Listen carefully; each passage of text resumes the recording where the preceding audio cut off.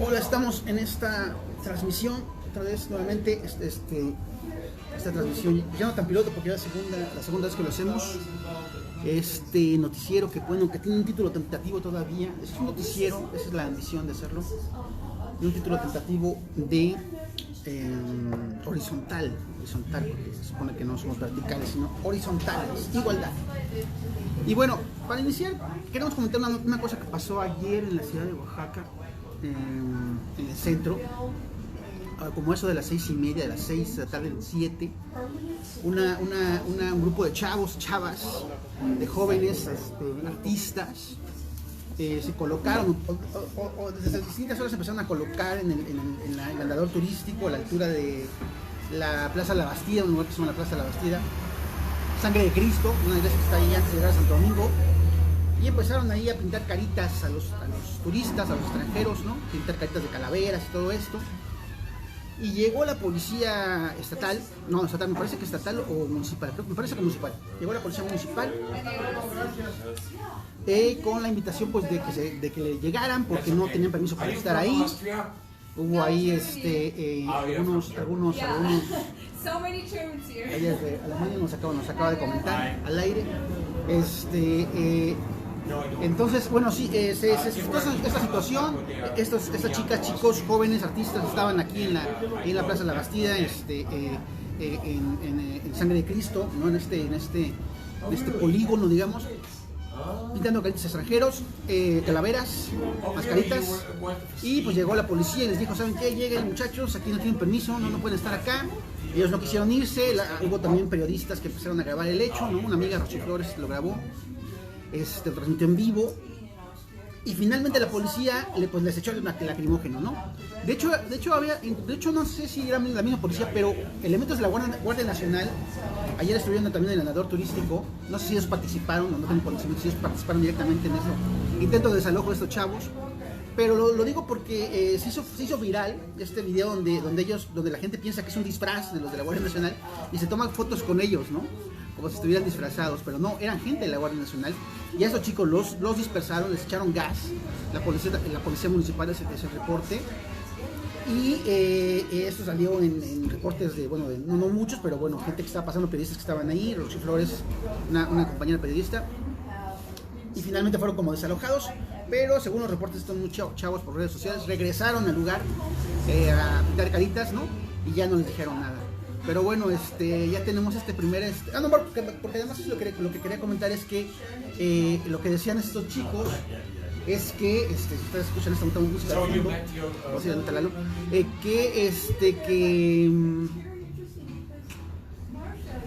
que el centro era de los oaxaqueños, no de los extranjeros, y que el pueblo unido nunca será vencido. Entonces fue un acto ahí de rebeldía, ¿no?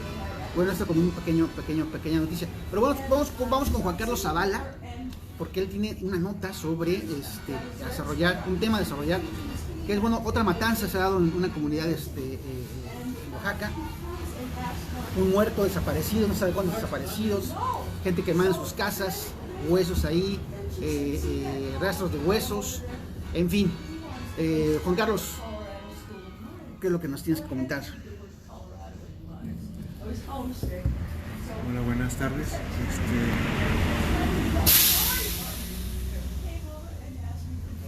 Bien,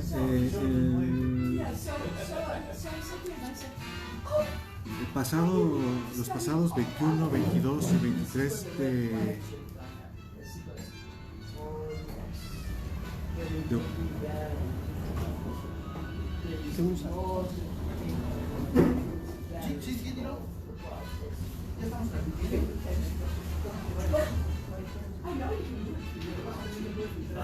Bueno, el pasado 21, 22 y 23 de octubre hubo agresiones armadas que se registraron en al menos tres localidades de San Esteban Atatlauca. Es un municipio que se encuentra en la región mixteca de Oaxaca.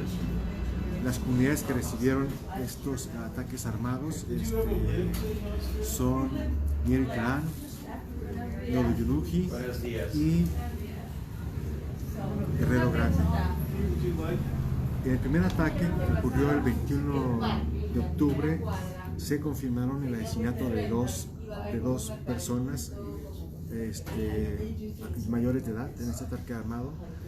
Después las agresiones continuaron, pero específicamente en la comunidad de Guerrero Grande, y se extendieron, alcanzaron a llegar hasta Miera y Terán. En un primer momento, además de estos dos muertos que ya fueron confirmados, en un primer momento se reportaron 5 personas asesinadas, que poco a poco, conforme fue fluyendo la información, se fue descartando, o por lo menos no se ha confirmado oficialmente. Hay un muerto, ¿no? Un asesinado oficial. Sí, hay 2 muertos en el primer ataque el 21 de octubre, y después se tuvo el hallazgo cerca de la comunidad de Miera y Terán de una tercera persona asesinada, pero aún no se especifica si está o no vinculada a estas agresiones armadas, pero probablemente es que sí. Adicionalmente se registraron alrededor de 120 casas incendiadas, 90 contabilizadas en la comunidad de Guerrero Grande y 30 en Tonoyunuji, también de la región mixteca. El último reporte entregado por el Centro de Derechos Humanos, CEDAPI, que dirige Movimiento Millonario y que tiene sede en Tlaxiaco, reportó una persona muerta por el segundo ataque en Guerrero Grande, que ocurrió los días 22 y 23 de octubre, y 4 personas desaparecidas, de las que se teme que hayan sido asesinadas, ¿no? Hasta ahora la Fiscalía ya informó oficialmente que inició carpetas de investigación por estas 4 personas desaparecidas, ¿no?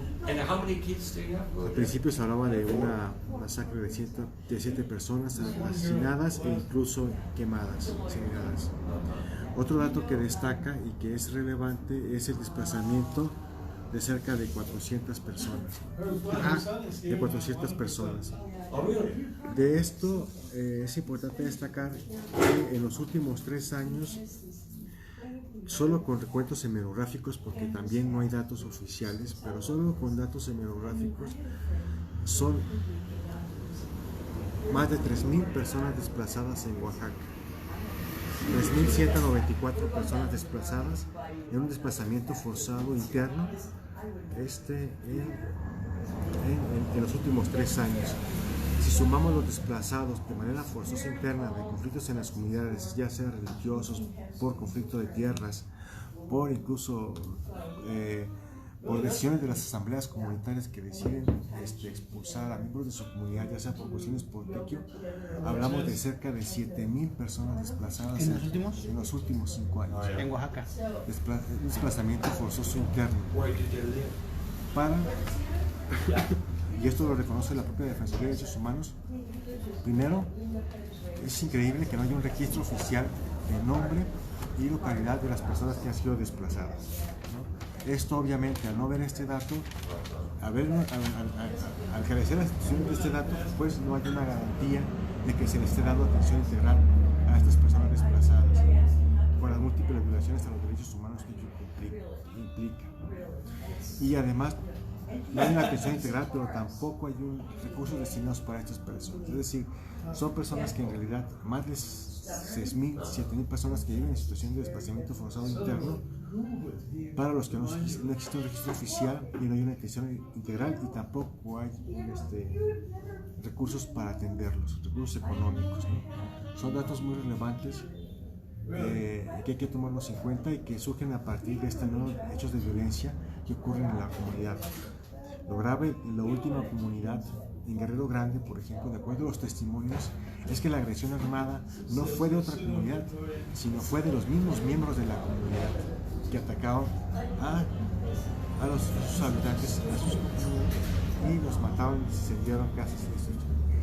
En este caso, en Guerrero Grande, hay 2 atenuantes del conflicto. Uno, el conflicto de la explotación maderera, es decir, un grupo de habitantes se rechaza a la explotación del bosque. Otro, un conflicto agrario que data desde los años 80 por el reconocimiento de estas 3 comunidades de su territorio y el asunto de las participaciones de las comunidades que deben de recibir las agencias por ley y que no se las entregan sus capacidades municipales. Sí, sería un dato, a una información hay que darle seguimiento sobre lo que está sucediendo sobre los desplazados de desplazamiento interno y la impunidad alrededor de los crímenes que ocurren en estos desplazamientos forzados internos. Esas comunidades no han regresado porque no hay las condiciones en ninguna de ellas. Y si acumulamos los de años de 2010, por ejemplo, el desplazamiento masivo forzado interno en Copala, ¿no? En la región Triqui, los desplazamientos por asuntos religiosos, los desplazamientos por asuntos políticos, y suponemos que incluso podrían superar las 10.000 personas o más desplazadas, víctimas de desplazamiento forzado interno en el estado de Oaxaca. ¿Las cuántas? ¿Cuántas personas? ¿Cuántas? En los últimos 5 años son cerca de 7.000 personas desplazadas. ¿Esas personas a dónde se van a vivir? ¿Se vienen en la ciudad? ¿Se van a otros estados? ¿Qué sucede con ellas?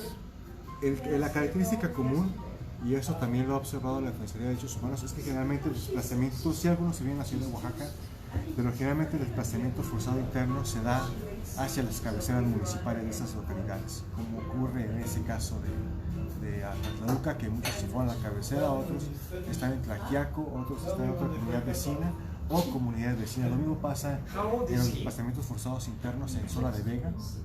En enero apenas de este año hubo 350 personas desplazadas de comunidades como el Guayabo, La Cañada, entre otras. Son 350, pero aparte se suman las otras 500 de Paso Ancho ocurridas hace años. ¿Qué pasa con este fenómeno? Se van a sus cabeceras municipales o se van a comunidades vecinas o de plano se van con amigos y familia o que conozcan en otras comunidades. Pero generalmente estas cabeceras municipales tampoco tienen la capacidad económica ni financiera para atenderlos, ¿no? Ni para darles alimento, ni para darles vivienda, ni para darles hospedaje durante determinado tiempo. Entonces la crisis humanitaria se agudiza de estas comunidades, ¿no? Y no hay una atención ni del gobierno federal ni de los gobiernos estatales para dar atención. ¿Hasta qué gobierno está jugando en este tipo de cuestiones? O sea, la CEDEGO sí interviene, pero lo que, por ejemplo, lo que advierte la Defensoría de Derechos Humanos es una orfandad institucional. Así lo clasifica el defensor. Una orfandad institucional. Son localidades alejadas donde generalmente no hay presencia institucional. Y no hay una presencia institucional que permita la solución a estos conflictos de la vía pacífica y generalmente terminan en violencia. Recordemos que, por ejemplo, el conflicto de San Esteban de Atlahuca empieza por elección, bueno, se recrudece, no empieza, pero se recrudece o se revive por la elección de sus autoridades municipales, donde exigen transparencia, manejo de recursos. El primer evento ocurre en agosto, en una asamblea comunitaria para elegir a sus autoridades, y una balacera, hay 7 heridos de bala y una mujer aislada. Después, el conflicto no hay resolución. Si intervino o no intervino la CEDEGO, al menos no fue lo suficiente para detener la violencia que ocurría un mes después, ¿no? Casi 2 meses después, el 21 y el 22 y el 23. Bueno, eso ya es una situación también en Oaxaca que se carga de siempre, ¿no? Recordemos pues el caso, no sé, bueno, es en el 2014, ¿no? Me parece el San Juan Coxocón, que no me tocó cubrirlo. Una pleyada de desplazados de la comunidad, bueno, lo de siempre en estas historias de las comunidades en Oaxaca, una reyerta o una rivalidad entre dos, digamos, fracciones del pueblo, ¿no? Cabeceras, siempre, como tú lo comentaste, cabeceras contra gente que no es de la cabecera, pero que reclama los recursos económicos que la cabecera tiene. También por cuestiones religiosas, empieza a meterse la religión, grupos evangélicos, grupos católicos. En el caso de San Juan Coxocón, me acuerdo mucho que la historia es de que, bueno, al final una parte del pueblo encerró a la otra parte del pueblo, digamos, la sobajó, y entonces tuvo que entrar la policía, y en la entrada de la policía estatal hubo un intercambio de balazos, hubo muertos por parte del pueblo, también policías. Y bueno, ya estas personas fueron desplazadas porque básicamente se regresaban, pues ya dijeron que los iban a matar. Años después se culpaba mucho a una persona sobre esto, a un cacique de la región, ¿no? No me acuerdo bien cómo se llama, pero bueno. Macario Eleuterio. No era Macario Eleuterio, me acuerdo que era otro nombre, pero el asunto es que años después yo un amigo que trabajaba para estas asociaciones Mijes, ¿no? Porque fue una asociación Mije, me dijo que así no fueron las cosas, sino que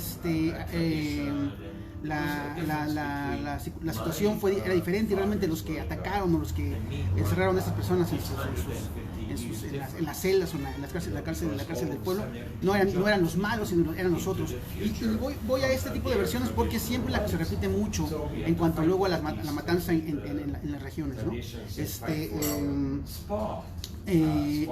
Recordemos la masacre de junio del 2020, cuando 15 personas ICOTS fueron asesinadas con piedras, machetes, y fueron quemadas y fueron torturadas en el istmo de Tehuantepec en junio del 2020, San Mateo del Mar, con acusaciones de que el presidente municipal había estado involucrado en tales acciones.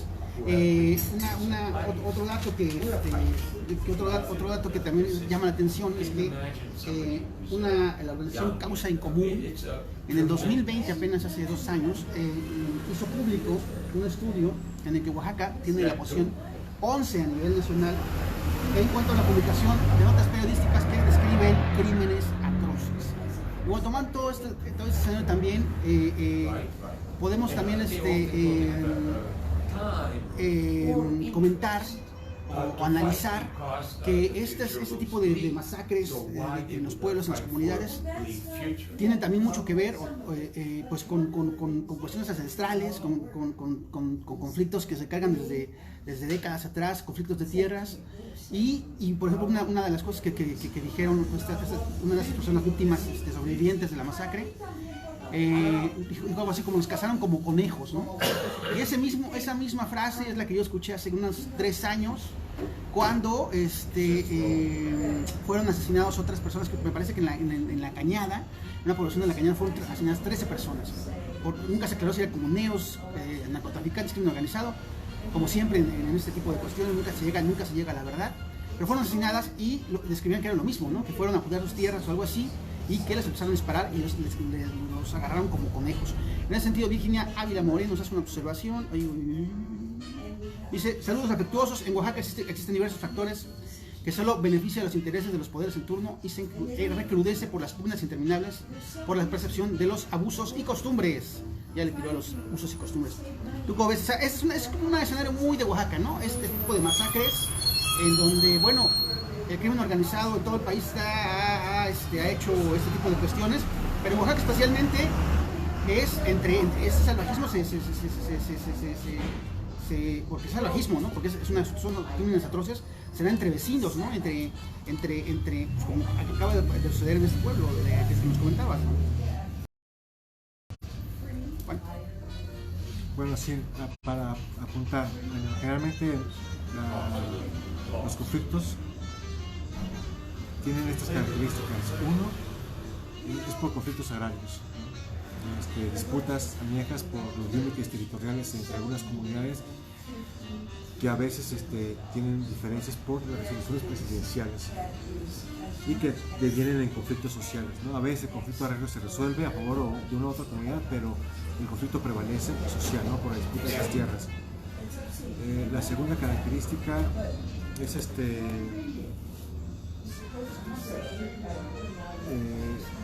a veces son decisiones de la asamblea comunitaria. La asamblea comunitaria decide expulsar a una comunidad, ya sea por la religión que profesa o por cosas relacionadas con el tequio, por ejemplo, o el sistema de cargos que ocurre generalmente en las comunidades indígenas cuando ciertas publicaciones no lo realizan. Otra característica es y es más reciente, que tiene que ver precisamente, por lo menos en los últimos 3 años, con la entrega de las participaciones municipales que reclaman las localidades a su cabecera municipal. Recordemos que el gran número, eso también ha ido cambiando poco a poco, ya ha conflictuado otra vez la relación entre las comunidades. Es que las comunidades se rigen por costumbres o sistemas normativos internos, donde generalmente las únicas personas que podrían participar eran los habitantes de la cabecera municipal. Cada vez más empezó a haber reclamos de la participación de localidades de las agencias en las elecciones, pero también cada vez son más los reclamos por también tener acceso a las participaciones que tienen que ver con los ramos 28 y 33. Sí, ha conflictuado aún más, o se ha conflictuado con esa legitimidad de las comunidades, particularmente bajo estas características. Sería.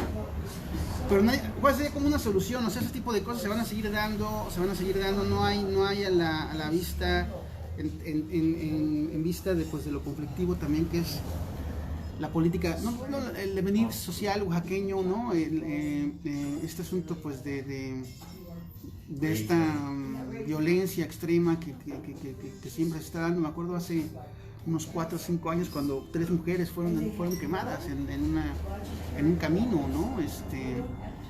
Bueno, no se diga de la matanza, por ejemplo, de Nochistlán, bueno, es perpetrada por elementos gubernamentales, ¿no? Por cuerpos del Estado, cuerpos de seguridad del Estado. Pero en ese sentido no hay una táctica real, o no hay una negociación real, no asoma una posibilidad real de que esto sea, digamos, ese tipo de situaciones sean confrontadas para que no sucedan, ¿no? O sea, parecen como irremediables, ¿no? Porque, o sea, se van dando año con año, tal vez cada 2 meses, cada 3 meses hay ese tipo de matanzas, y bueno, pues las autoridades están incólumes, ¿no? O sea, no parecen ser exigidas al respecto, porque bueno, pues simplemente es así. O sea, como lo decía una vez, una ocasión, una plática con un político, alguien dijo, otra persona ahí que también se dedicaba a ese asunto, dijo algo así como, bueno, en Oaxaca es muy claro, o sea, no hay posibilidad de muchas cosas, porque San Juan del Río el Chico está peleado con San Juan del Río el Grande y son capaces de matarse por cualquier situación que tenga que ver, pues, con el dinero, con el presupuesto, con la ambición, con la religión, en fin, es un campo minado. ¿Tú cómo lo ves? Una solución, una esperanza que esto deje de suceder.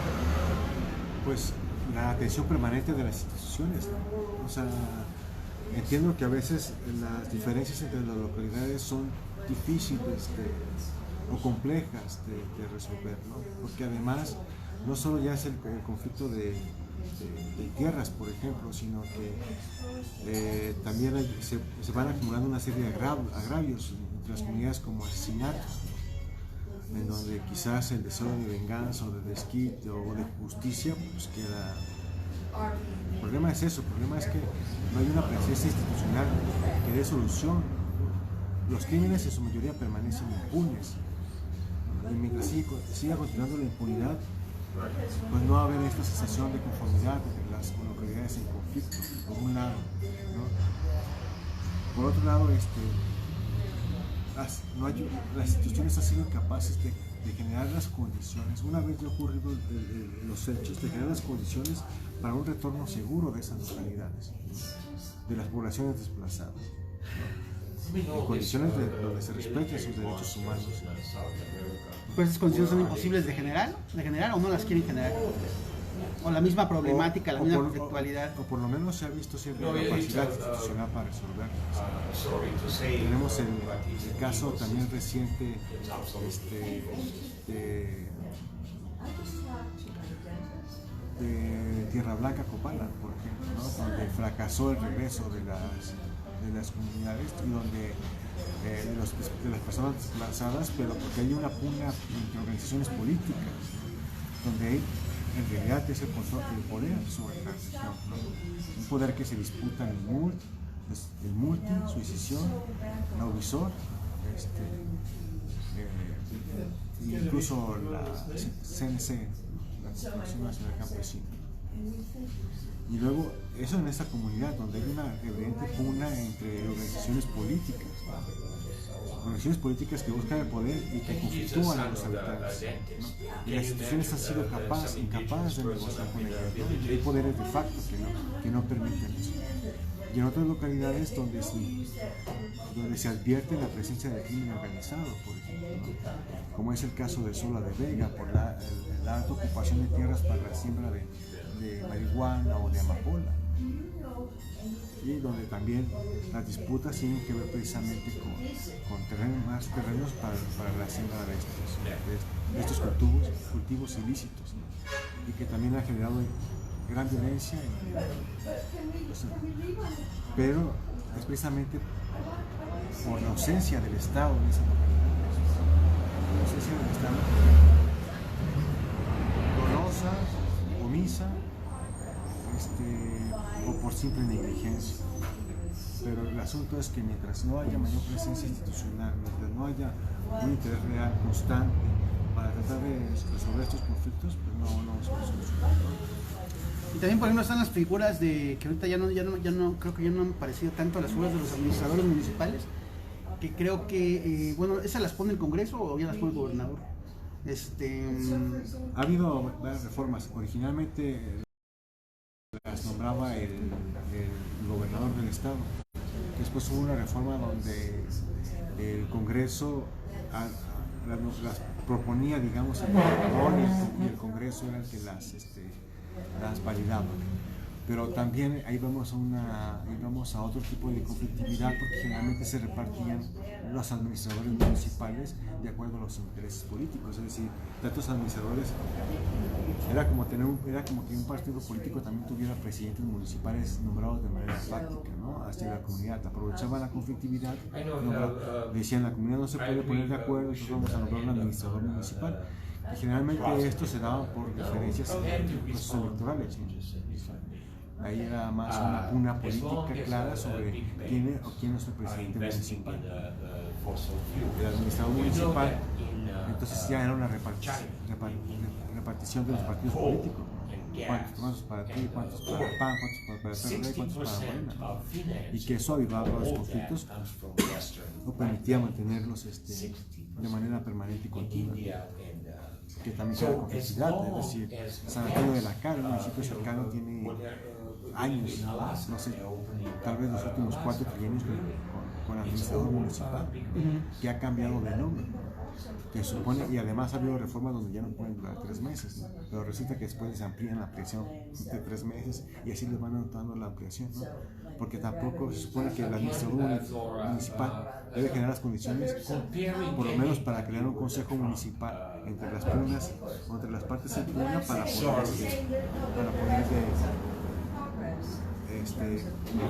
crear un proceso donde haya una elección donde se respeten a quien gane en la elección municipal, ¿no? Es por eso que también se dice que la conflictualidad en las comunidades también es alentada mucho por los partidos políticos, que les conviene, por los grupos de poder, que les conviene el poner administradores municipales, pues básicamente para ordeñar el presupuesto de los municipios. Sí, porque ¿no? hay manejo discrecional en los recursos, y de por sí ya hay manejo discrecional en muchas de estas localidades. Ahora con la repartición de poder en estos municipios por partidos políticos a través de sus diputados, eso también pareciera que esa conflictividad le conviene a ciertos grupos en el poder. Muy bien, pues sí, es un tema complicado, además es un tema que parece pues que no mejora, digamos que no mejora en sus, o que no hay espacio para pues no digo que quiero decir la esperanza, pero sí para por lo menos pensar que se va a ir menguando, sino que cada vez se vuelve más brutal. Y también mientras el país se vuelve cada vez más brutal, pues esta brutalidad que hay en el Estado, pues se va también haciendo cada vez más impune, ¿no? Si de por sí era impune, imagínense, pues el caso ¿cómo se llama? El pueblo del agua, ¿no? Ayutla, ¿no? San Pablo y San Pedro Ayutla, con Mazulapan del Espíritu Santo. Bueno, inicia todo este asunto de que las quedaron sin agua, con una matanza, bueno, con un disparo, con un tiroteo despoblado a pobladores de Ayutla, ¿no? Comuneros, y con el asesinato de una persona que nunca se aclaró y que, vamos, ni siquiera se dieron por enterados que había pasado, ¿no? El vuelo después, ¿por qué? Por el TAS. Bueno, nunca se aclaró nada. Eso también es una regla común en esto. La impunidad y un pacto, pues, que aquí no pasó nada y aquí siguen pasando cosas, es lo peor. Que se siguen las masacres y que siguen los intereses, y que además pareciera que eso también es una demostración de lo fragmentado, pues, que está el Estado en grupos, en intereses, en mafias, en violencia. Y bueno, sí es un tema complicado. Podemos pasar con otro tema, porque dijimos que íbamos a agarrar más de un tema. Y el tema, podemos agarrar un tema nacional, ¿no? ¿Cómo ves la reforma eléctrica, Zavala? Tema de la reforma eléctrica. En realidad no he leído mucho sobre los efectos positivos o negativos de la reforma que propuso el presidente. Muchos son aspectos técnicos que tienen que ver con oferta, demanda y el control de la producción de la energía. Pero básicamente, al menos la postura oficial es que se plantea que el Estado vuelva a recuperar la rectoría de la generación de energía eléctrica. Maya, ¿tú tienes algún comentario sobre la reforma eléctrica? Ah, mira, ¿quién es al fondo? Miguel Ángel Maya. ¿Qué onda, Maya? ¿Cómo es la reforma eléctrica? Honestamente no estoy muy metido en el tema, pues es que me agarras aquí entre haciendo las otras cuestiones. Sin embargo, viéndolo desde el punto de vista ciudadano, pues es urgente que se realice, ¿no? Porque son situaciones que todos los días como ciudadanos estamos pagando recibos cada 2 meses que pues, ya son impagables. En muchas ocasiones hemos visto casos, por ejemplo, de recibos de hasta 3,000, 4,000 pesos. Entonces, yo no sé si esta reforma esté bien o esté mal. Sin embargo, sí debe haber una reestructura de lo que es este tipo de cuestiones de energía en el país. Ya no podemos seguir así. Habrá que meternos más a leer como ciudadanos. Nosotros como reporteros deberíamos estar más informados, sin embargo no lo estamos. Entonces, ¿qué podemos esperar de la ciudadanía que realmente... Ya, Maya, ahora resulta que no estamos informados. Ay, pues realmente, desde este punto de vista, tú estás informado, puedes dar una opinión expresa de lo que estamos hablando, ¿no? Pues deberíamos meternos más en esto. Sobre todo porque implica también muchos aspectos técnicos que yo en lo particular desconozco, pero el tema se ha reducido a si el Estado o no debe retomar cierta rectoría frente a la producción eléctrica. Muchos, sobre todo la oposición, advierte que se está otra vez, implica expropiar otra vez a las empresas privadas lo que les había cedido, ¿no? Para la generación de la electricidad, ¿no?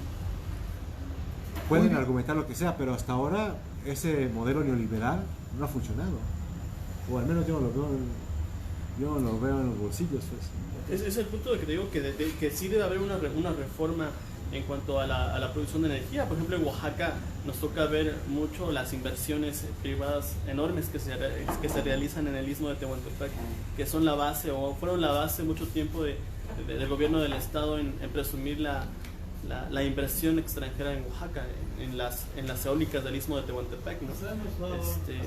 Y hay que ver qué rumbo lleva este nuevo gobierno con Andrés Manuel López Obrador, que busca generar energía no tan limpia, o no como se prevén en el futuro de por ejemplo ahorita con la nueva refinería, ¿no? Entonces, pues habrá que conocer y... Bueno, mira lo que está sucediendo en España, ¿no? Con el crecimiento acelerado de los costos energéticos en España, ¿no? Y el amago de la industria privada, ¿no? Que tiene básicamente el control de la generación de energía en España, y cómo los tiene casi ahorcados. Entonces, en mi opinión, yo creo que se debe revisar, ¿no? Y coincido con Maya, es decir, hasta ahorita lo que hay no funciona. Como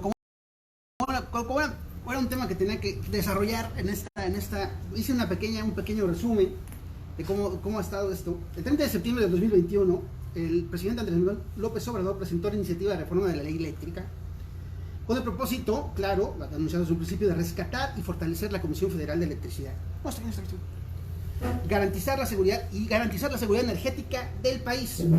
Las reformas son los artículos 25, 27 y 28 de la Constitución y 9 transitorios. En esto, la CFE tendrá personalidad jurídica propia como un organismo del Estado, y con eso se desaparecen las subsidiarias, y dejan todo a un solo órgano encargado de la generación, distribución y administración de energía eléctrica. Desaparecerán los contratos de autoabastecimiento, que implica las grandes cadenas comerciales y tiendas de autoservicio como el Oxxo, Obrera, en fin. Todos estos grandes nombres se la van a pelar con la reforma porque ellos tendrán ya que adquirir directamente la energía, bueno, directamente con la CFE, ¿no? Lo que básicamente hace la reforma es una super Comisión Federal de Electricidad, o sea, un poder total, digamos. El gobierno argumenta que se ahorrarán 400,000 millones de pesos con esta reforma y que esta será subida al Pleno cuando los legisladores logren avalar el paquete económico 2022. Si no se aprueba, y es que el argumento en contra es que cada año se perderán 421,100 millones de pesos. Ese es el argumento del gobierno federal. Si esta reforma no se aprueba, el país va a perder anualmente 421,100 millones de pesos. Y la reforma también es una amenaza porque las compañías transnacionales la han identificado así, porque aseguran que estas compañías han invertido en el sector eléctrico y que con esta reforma van a demandar al país, demandar al gobierno, y que con esto tendrán derecho a pagos de cuantiosas indemnizaciones. Otro argumento en contra es que el sector empresarial dice que la reforma eléctrica pone en riesgo al país, la soberanía del país. Y básicamente el gobierno dice que la reforma eléctrica es un ganar, ¿no? Esas son como las dos posiciones. ¿Tú cómo ves, Leo? Yo creo que, retomando un poco lo que los compañeros decían, no es que uno esté desinformado, sino que hay cuestiones muy técnicas que son difíciles de entender en todo este entramado de la energía eléctrica. Yo me metí a estudiar un poco la cuestión y escribí 4 artículos en el Imparcial, porque era como por etapas, como me salió uno muy largo, escribí 4. Y hubo un momento en que dije, no sé por qué me metí en esto, porque es completamente técnico. Hay muchas cosas que solamente creo un ingeniero eléctrico o los técnicos que están metidos ahí lo pueden desenmarañar y entender y quizás aterrizarlo a un lenguaje más ordinario. Entonces sí, ese tema se presta a la desinformación, ¿no? Es decir, cuando uno no puede entender el sistema eléctrico nacional y que hay 2 mercados, el básico, y que se creó a través de esta reforma este mercado mayorista, que es el que le interesa a las grandes compañías porque es el que puede vender. El básico no le interesa a nadie porque ese está subsidiado, ese no es un negocio, pues no, ese es más bien un servicio público para darle a toda la gente a donde haya alcance la electricidad. Entonces, como ese no le interesa a nadie, crearon este mercado mayorista. Y este mercado mayorista sí es de donde se puede sacar ciertos negocios y se puede realizar compraventa de energía y tener ahí tener utilidad aunque vengas de España, de Francia, de Italia o de donde vengas y pongas aquí tu industria, ¿no? Partiendo de ese punto, a mí me parece muy necesaria la reforma que el presidente López Obrador está impulsando.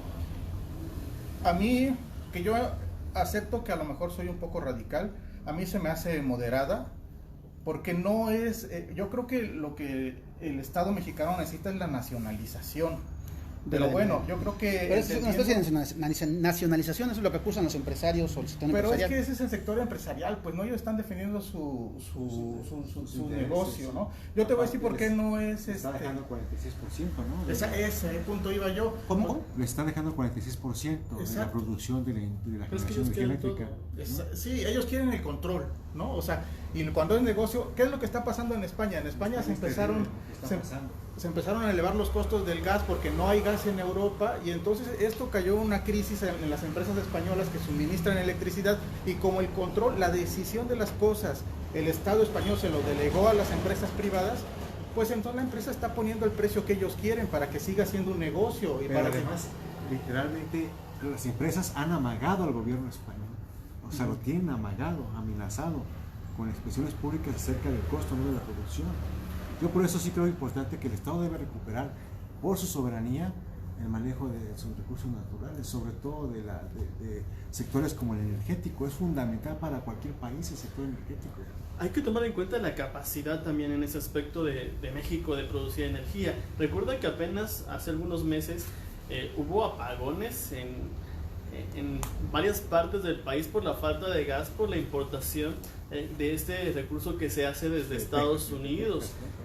Hubo ahí un efecto climático que evitó que se trajera el gas de Estados Unidos y se dejó de producir energía. Entonces, si no tenemos, no tengo los datos concretos, pero México exporta gas y el gas es uno de los principales recursos. No, y también importa petróleo.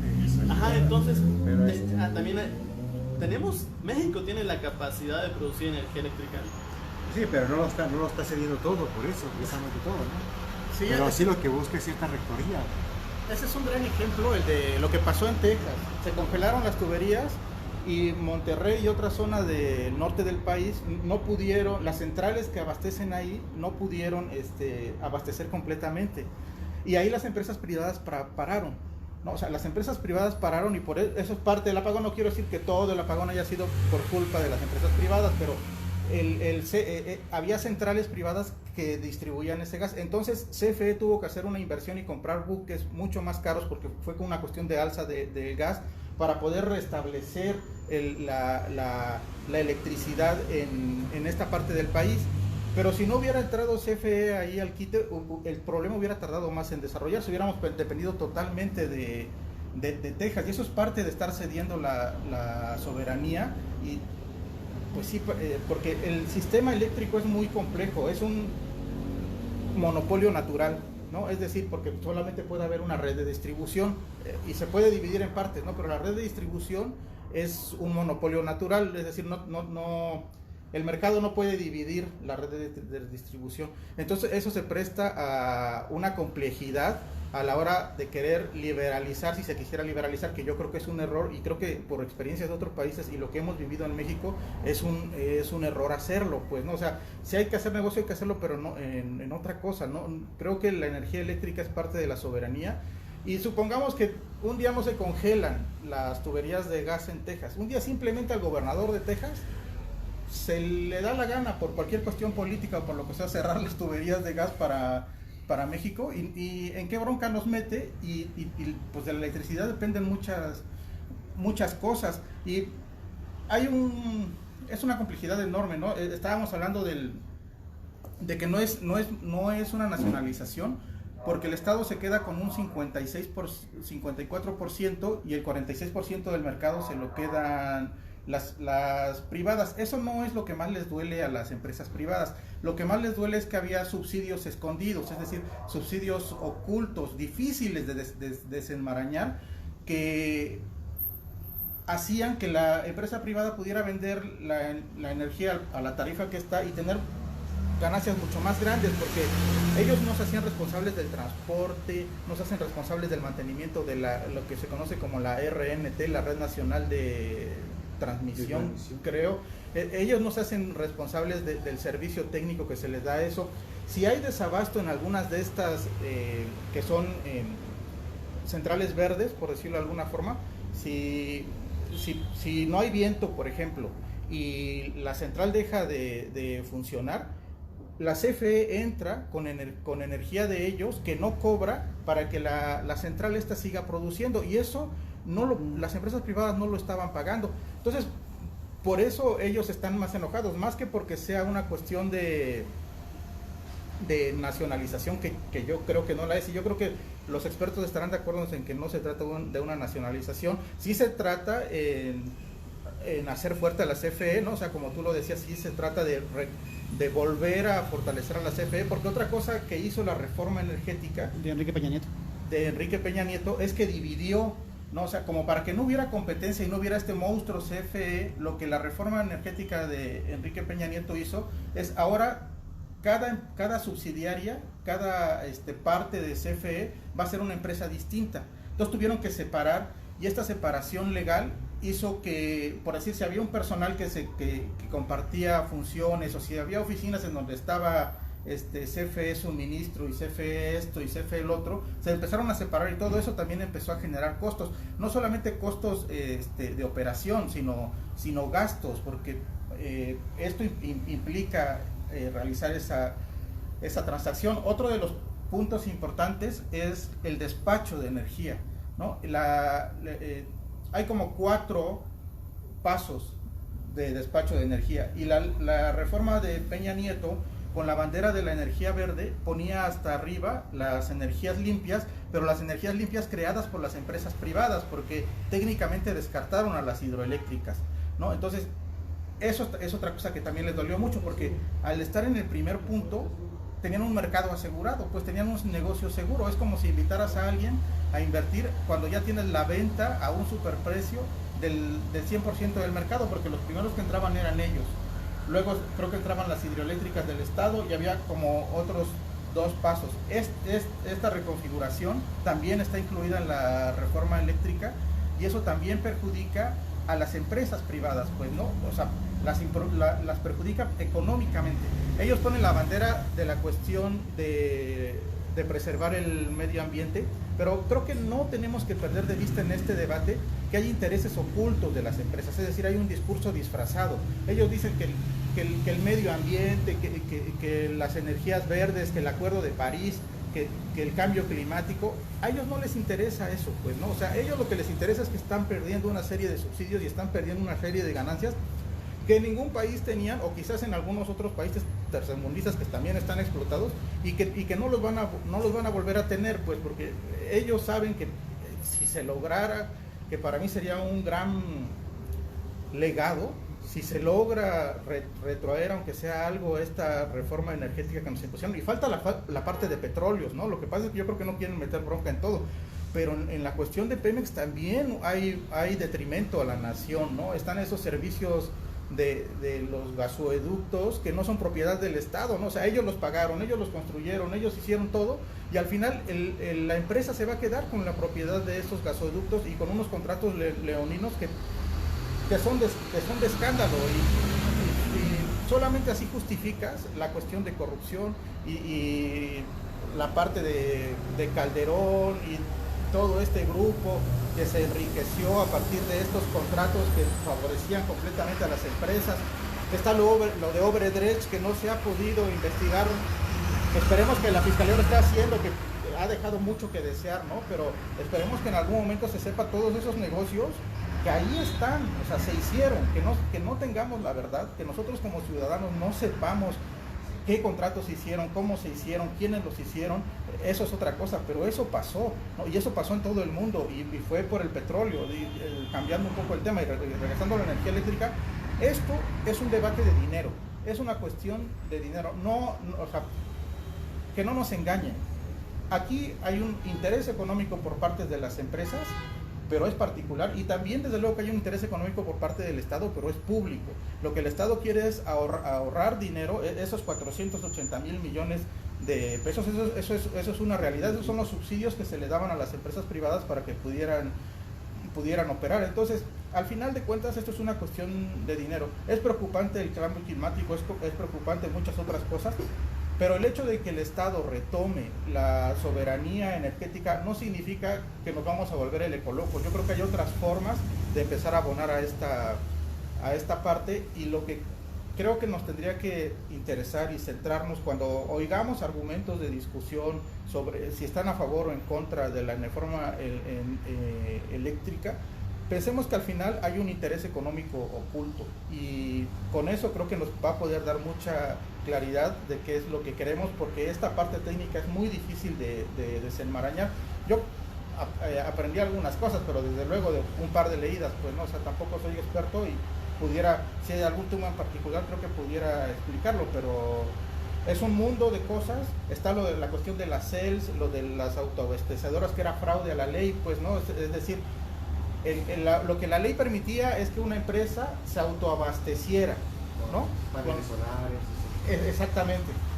Pero eso es una cosa. Otra cosa es que estas empresas lograron esos contratos legados, esos contratos para autoabastecerse, y para darle la vuelta a la ley crearon como socios accionistas a Walmart, a Bimbo, a FAMSA, a otras empresas. Y entonces cuando alguien les decía, oye, pero es para autoabastecimiento, pues sí, pero este compa es mi socio, es autoabastecimiento también. Eso es un claro. De 7 permisos había 70,000. Pues, ese es un claro fraude a la ley. Estaban haciendo un fraude a la ley, cabrón.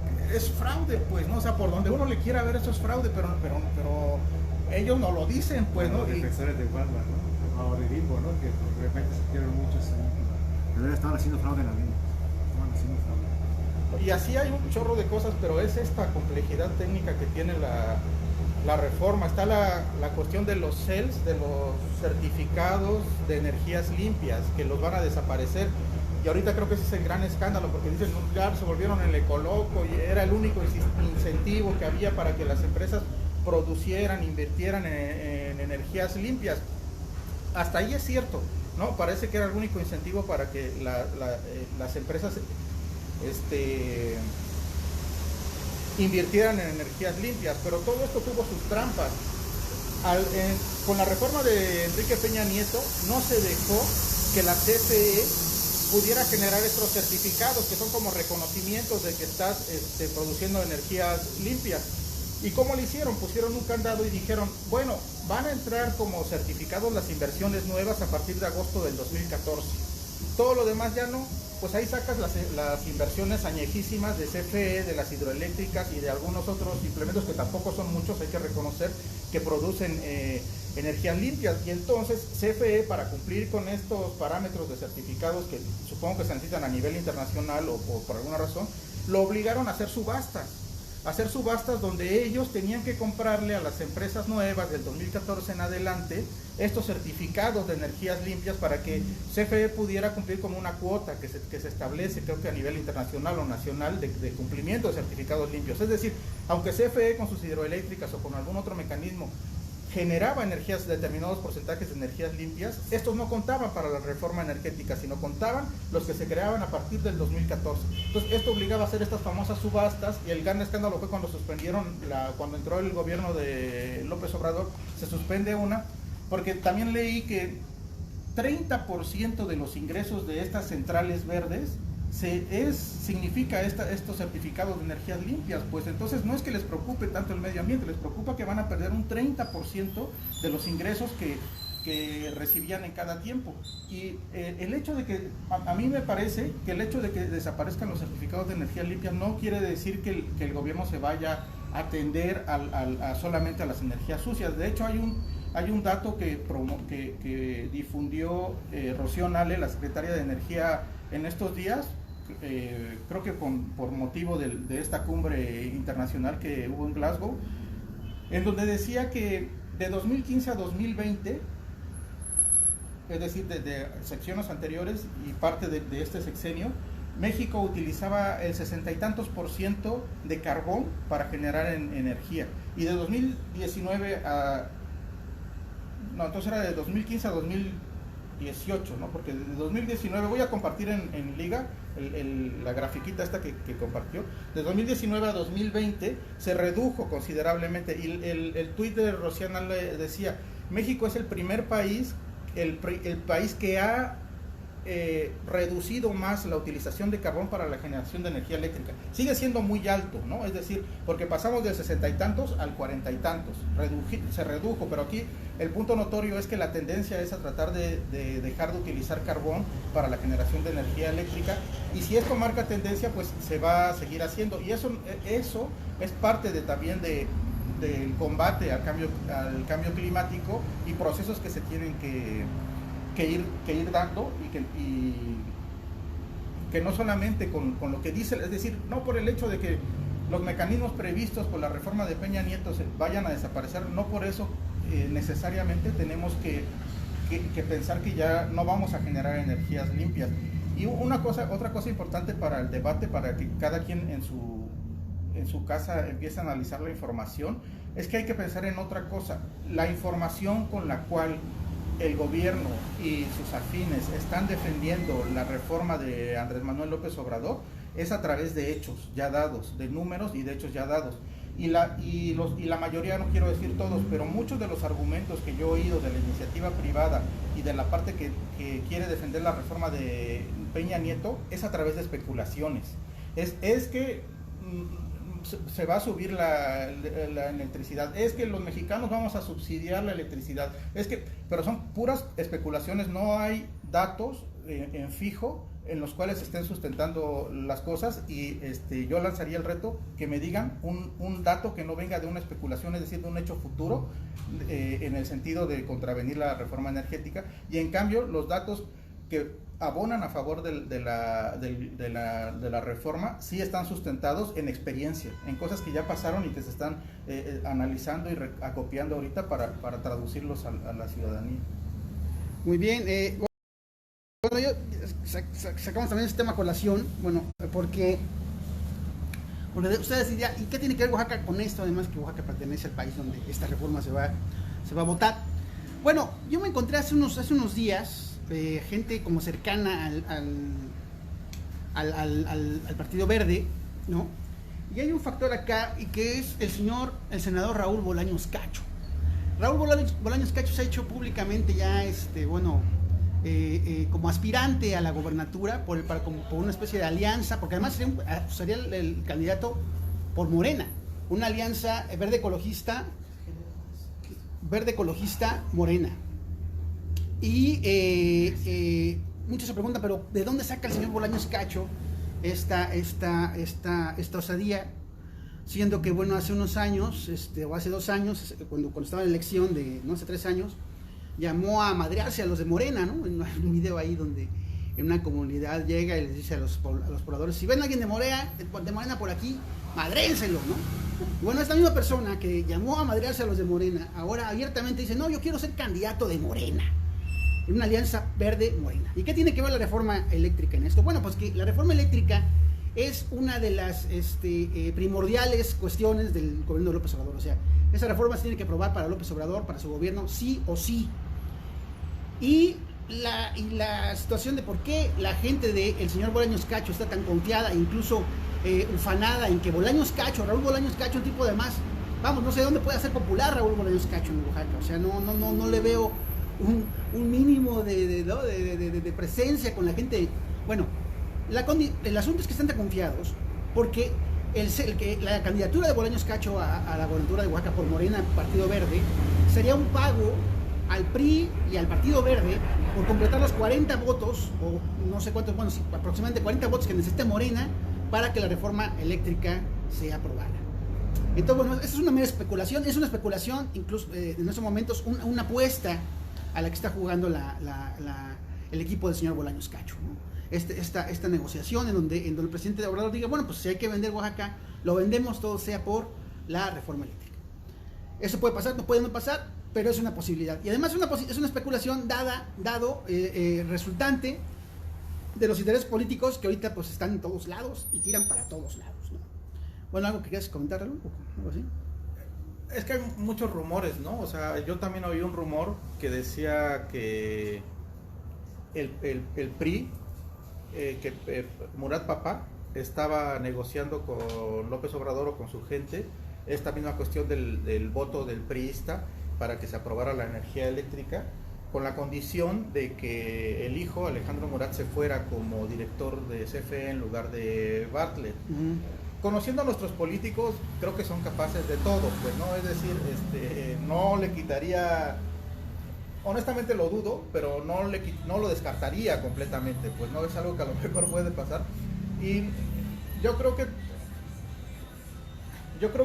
no tiene que influir tanto, pues, en nosotros, ¿no? Porque aunque haya acuerdos, nosotros como ciudadanos podemos detener la cuestión de la gobernatura, pues, no. O sea, yo me estoy imaginando el escenario en que Bolaños Cacho sea candidato por Morena a la gobernatura del estado. Yo creo que Morena va a quebrar, ¿no? Es decir, no creo que todos vayan a ir con él, porque además Bolaños Cacho sería la reafirmación, pues, de espaldas cubiertas para el gobernador, porque básicamente es su cuatacho, ¿no? Su amigacho. Entonces yo creo que todavía estamos los ciudadanos, pues, no, aparte de que Morena, hay muchos liderazgos de Morena que no van a acompañar esto, hay muchos intereses en Morena que no van a permitir que esto suceda, ni es porque sean tan buenos, ¿no? Sino simplemente porque Salomón Jara trae ahí un brazo fuerte que no va a dejar, pues, que eso pase, y no es porque esté yo de acuerdo con Salomón Jara, lo he dicho muchas veces, pues, o sea, hay una complejidad más. Mi punto es que, suponiendo, sin conceder, que fuera medianamente real este rumor, yo creo que todavía estamos la ciudadanía de por medio para evitar que una tragedia como el senador Raúl Bolaños Cacho vuelva a ser a Oaxaca. Sí, llega a Oaxaca. Llega a Oaxaca, ¿no? Que bueno, ya uno no puede hablar teniendo al gobernador que tiene más. Muy bien, pues sí. Bueno, yo quisiera nada más, tú quieres comentar algo más sobre la reforma, Maya. Sería todo de mi parte, sí. Bueno, hay un comentario que me gustaría que lo más o menos le pudiéramos dar una especie de respuesta en YouTube. Roberto 2G nos dice: deberían hacer un programa con el tema de la desigualdad que se viene en el estado por los proyectos que se están haciendo y a quienes van a beneficiar más. Yo creo que se refiere pues a los proyectos al Tren Maya, al Transísmico, a todos estos. ¿A quién van a beneficiar estos proyectos, Zavala? Bueno, es un proyecto transnacional, ¿no? Pero de entrada, de lo local, a muchos políticos oaxaqueños que tuvieron información privilegiada y que empezaron a especular con la adquisición de terrenos en todo ese tramo, ¿no? Como Salomón Jara. Como Salomón Jara, como esta que va a ser diputada del PRI en la próxima legislatura, Mariana Benítez. Ajá. ¿No? Adolfo Toledo. Ellos constituyeron empresas para adquisición. La han negado, pero yo pude documentar algunas empresas en las que incluso han brindado asesoría, ¿no? Con uno que fue tesorero del ayuntamiento. Está implicada ella en la construcción de esas empresas, Mariana Benítez. Especularon con la compra de tierras. Ellos van a ser unos primeros beneficiarios de este proyecto, ¿no? Y eso es cierto, aunque ellos lo niegan, ¿no? Mariana Benítez está, pues no sé, Salomón Jara, si tú tengas algún dato, pero en particular de esa señora yo sí tengo datos de que ella han especulado con la adquisición de tierras, y no es la única, ¿no? Yo imagino que el gobernador también tiene información privilegiada de esa zona, ¿no? Y aparte son de la región, ¿no? ¿Con qué? Pues adquisición de terrenos para construir bodegas, para el almacenamiento de las mercancías que se van a estar trasladando de una a otra zona, ¿no? Simplemente para especular con el valor de la tierra, pues ¿no? Lo acaparan ellos y luego se lo venden a una transnacional que quiera comprar. Sí, pero incluso como propio negocio, o sea, ellos ya compraron grandes tierras para... Hay muchas vertientes, ¿no? Pero a lo mejor la principal es esa. Es una de esas, ¿no? Esto se supone que es un proyecto que va a beneficiar, ¿no? Pero por un lado implica también el desplazamiento, la movilización de ciertas comunidades, ¿no? Va a ser un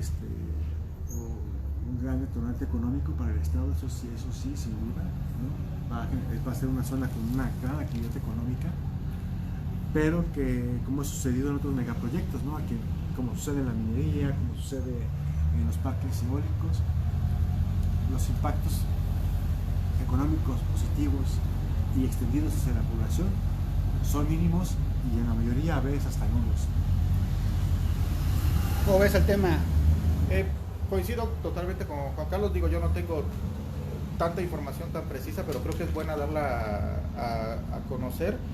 Y yendo un poco más hacia por qué salió esta cuestión respecto de cómo va a afectar la desigualdad, yo creo que como lo platicábamos en el episodio anterior,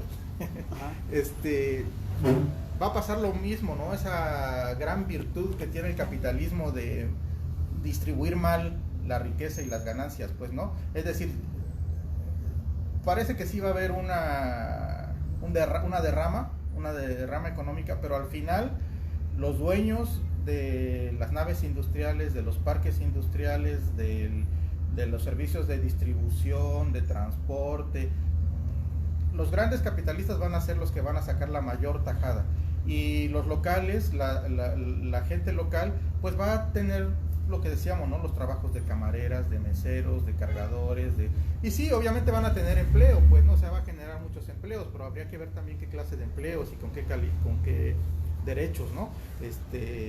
Pero así funciona con la devastación ecológica, ¿no? Y aparte la devastación ecológica, y algo que a mí me gustaría poner, que se pusiera también mucha atención, es la posible destrucción de la organización social de determinadas comunidades que están allá, ¿no?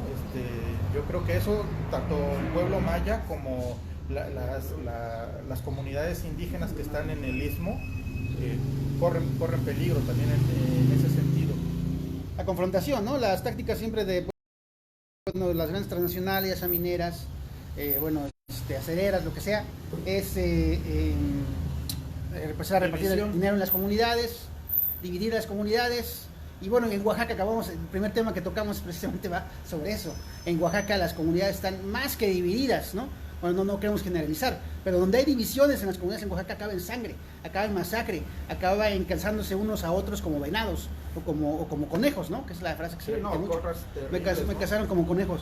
Entonces, pues sí estamos ante una situación que no es que digamos, pero pues pareciera que a lo que voy es que pareciera que los sistemas de control, los sistemas de poder económico están cada vez aceitando más su maquinaria, sus intereses, para ahora sí que pasar la rueda completa. Y que, bueno, pues eso, que si no, o sea, que haya empleos míseros para todos, o la sensación de empleos, porque tampoco es, por ejemplo, las mineras. En el caso de las mineras, ya había venido acá Marcos Leiva, ¿no? de Educa. Las mineras en las comunidades no producen ningún tipo de empleo. O sea, lo único que hacen en las comunidades es volver transformar a la gente en dueños de cuartos para renta, ¿no? La misma Diana Manso también habló de las eólicas, ¿no? Que cuántos años tienen en el istmo y no han generado ningún beneficio. Fue muy clara en ese sentido también, pues, ¿no? Que no hay mayores beneficios en estos grandes proyectos para el pueblo, ¿no? Para el pueblo raso. Entonces, en ese sentido, ¿cuál sería o cuál podría empezar a ser ya por ejemplo, este ciudadano que nos pregunta esto, ¿cuál sería como la cuestión para decirle, bueno, esta podría ser como ya una especie de posición sobre esto? Empezar a verlo por aquí, ciudadanamente empezar a presionar por acá, porque va a llegar por acá, ¿sí me explico? O sea, pareciera que hay como una maquinaria ya, o la hay, una maquinaria ya, bueno, ahorita Mariana Benítez, lo que mencionaba Juan Carlos, pues su reto en Facebook tiene un video ahí circulando que yo creo que le ha metido millones de pesos porque tiene muchas reproducciones, donde dice, este es el reto ¿no? el video de un político que no es aburrido. Y entonces, bueno, Mariana Benítez es una mujer pues muy atractiva, físicamente atractiva. Entonces, pues ya hace sí, pues sí. Y entonces ya empieza a hacer como una especie ahí como de posar, sonreír, decir esto, decir lo otro. Y ya, pues en ese momento ya, y con el dinero invertido, ya logra llegar a este concepto de un video de políticos que no sea aburrido. ¿Sí me explico? Entonces, pues está cabrón, ¿no? ¿O tú cómo ves? ¿Qué le dirías a este ciudadano? ¿Hasta dónde lo va a afectar todos estos proyectos que dicen que es por su beneficio, pero que en realidad solo lo quieren de peón? Pues mira, el proyecto transísmico es un proyecto solo de conexión de los dos océanos, ¿no? Para el traslado de mercancías, ¿no? Bueno, el principal negocio. A partir de ahí van a surgir otro tipo de... Están planeados 2 parques industriales, ¿no? Parques 8, industriales. ¿no? Eran 8, ¿no? Bueno, están planeados parques industriales, ¿no? Y además, obviamente va a generar economía en transporte, en almacenamiento, en hospedaje, etc. Eso por un lado, ese es un proyecto, ¿no? El proyecto principal es el uso de las tierras, ¿no? Esos son los principales conflictos ahí en la comunidad. Tiene que pasar por tierras con propiedad social, ya sea comunal o regional. Entonces hay cierta resistencia de algunas comunidades, aunque lo bueno que le trajo ese proyecto transísmico fue López Obrador, ¿no? Porque es exactamente un proyecto de Peña Nieto, de unos proyectos que han venido del sistema neoliberal. Desde 1900. O sea, es un proyecto ya muy viejo que lo han traído y que no han logrado pasar, pero la legitimidad que tiene López Obrador, pues eso le ha permitido que el proyecto avance sin tanta resistencia como si lo obtuvo Porfirio Díaz. En otros sexenios, ¿no? Viene desde Porfirio Díaz este proyecto. Hay que recordar que es un proyecto que tiene siglos, bueno, un siglo al menos, cuando lo del canal de Panamá, que se buscaba hacer un canal precisamente en el istmo de Tehuantepec. Y para entender este proyecto y ver qué va a pasar con la población de Oaxaca en el istmo de Tehuantepec, hay que irnos al concepto de desarrollo y depende de quién, para quién sea, ¿no? Por ejemplo, para el gobierno, ¿qué es desarrollo? Para las grandes empresas, ¿qué es desarrollo? Y para los habitantes del istmo de Tehuantepec, ¿qué significa desarrollo? Para el gobierno, pues que le llegue más dinero. Para los empresarios, pues genera más dinero.